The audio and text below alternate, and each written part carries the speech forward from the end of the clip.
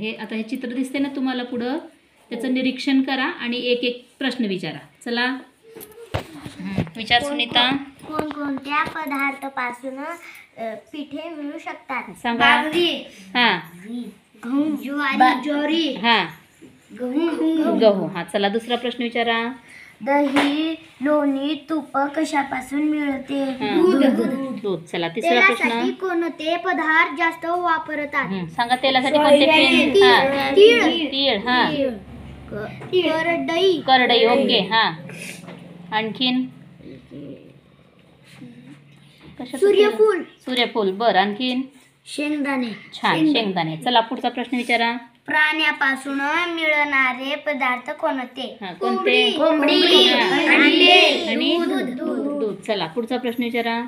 आंबट, गोड, तिखट, कडू लागणारे पदार्थ कोणते? सांगा. आंबट सांगा अगोदर. चिंच, लिंबू, कैरी. छान. आता दुसरं आंबटच्या नंतर काय आहे? गोड काय आहे? चिक्कू. चला पुढं. पुढं आणखीन? तिखट काय आहे? मिरची. पुढं? कडू काय आहे? कारले. छान. आणखीन झाले का? चला पुढचा प्रश्न विचारा.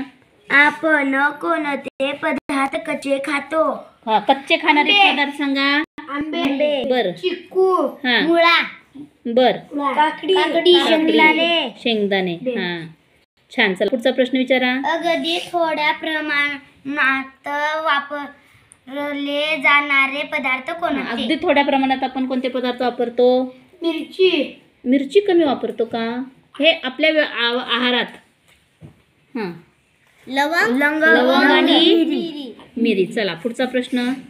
बऱ्याच जास्त प्रमाणात वापरले जाणारे पदार्थ कोणते? सांगा. जास्त प्रमाणात कोणतं वापरतो आपण? जास्तीत जास्त मिरची. बर.